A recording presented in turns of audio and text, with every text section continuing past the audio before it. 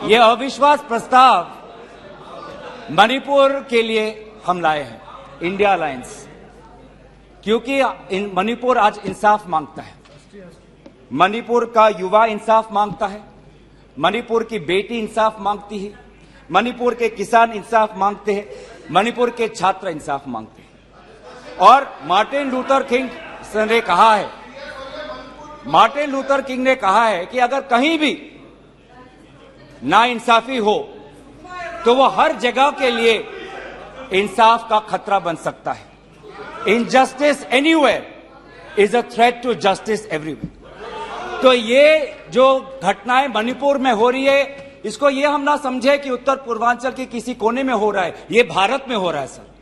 अगर मणिपुर जल रहा है तो भारत जल रहा है, अगर मणिपुर में आग लगी है तो भारत में आग लगी है, अगर मणिपुर विभाजित हुआ है तो भारत विभाजित हुआ है। तो आज हम सिर्फ मणिपुर की बात नहीं कर रहे, हम भारत की बात कर रहे हैं। सर, हमारी मांग स्पष्ट थी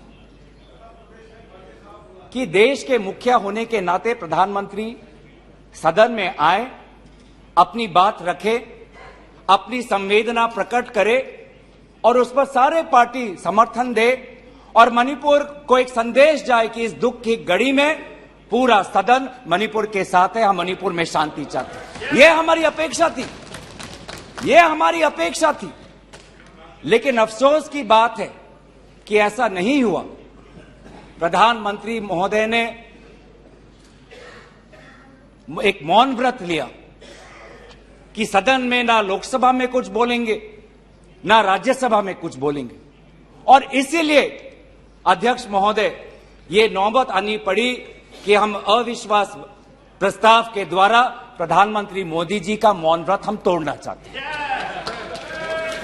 सर, साफ साफ 3 सवाल है प्रधानमंत्री महोदय से। सवाल पहला कि आज तक वो मणिपुर क्यों नहीं गए? राहुल जी गए, इंडिया अलायंस के विभिन्न पार्टीज गए, गृह मंत्री जी गए, एमओएस होम गए, पर देश के मुखिया होने के नाते प्रधानमंत्री मोदी जी क्यों नहीं गए? यह है सवाल पहला।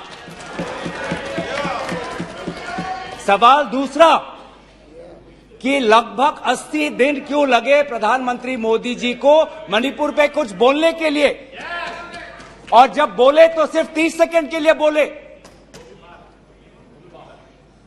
और उसके पश्चात आज तक भी प्रधानमंत्री मोदी जी की तरफ से ना कोई संवेदना का शब्द, ना कोई शांति की याचना।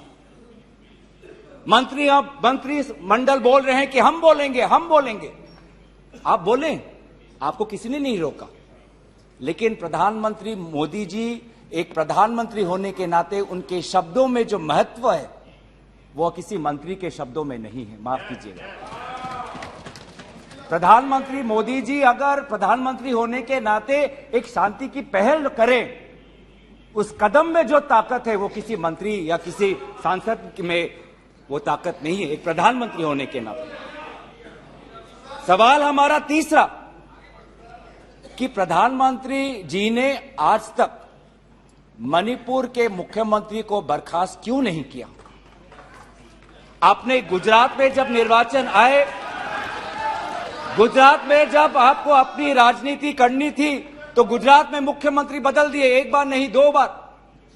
उत्तराखंड में निर्वाचन आ रहे थे तो उत्तराखंड में 1 बार, 2 बार, 3 बार, 4 बार शायद आपने मुख्यमंत्री बदल किए। त्रिपुरा में निर्वाचन आए तो त्रिपुरा में भी आपने निर्वाचन आपने से पहले अब मुख्यमंत्री को बदला।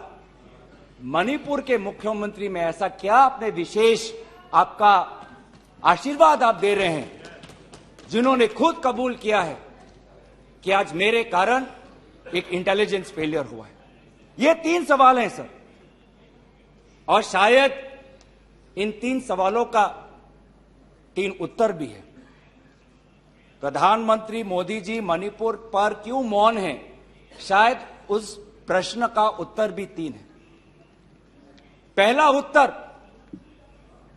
कि प्रधानमंत्री मोदी जी को कबूल करना पड़ेगा कि उनकी डबल इंजन की सरकार, उनकी सरकार मणिपुर में व्यर्थ हो गई है, विफल हो चुकी है। इसीलिए आज मणिपुर में 150 लोग मरे, लगभग 5,000 घर जलाए गए, लगभग 60,000 लोगों आज शिविर में हैं, लगभग 6,500 एफआईआर है।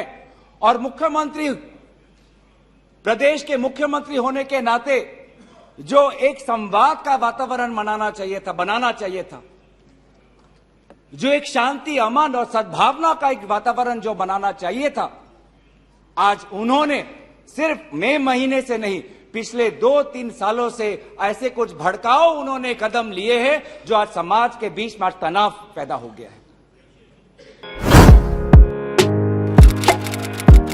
ಇಂತಹ ಹಲವು ಸುದ್ದಿ ಮಾಹಿತಿ ವಿಶ್ಲೇಷಣೆಗಾಗಿ ಸನ್ಮಾರ್ಗ ನ್ಯೂಸ್ ಸಬ್ಸ್ಕ್ರೈಬ್ ಮಾಡಿ. ನಿರಂತರ ನೋಟಿಫಿಕೇಶನ್ ಪಡೆಯಲು ಬೆಲ್ ಐಕಾನ್ ಒತ್ತಲು ಮರೆಯದಿರಿ.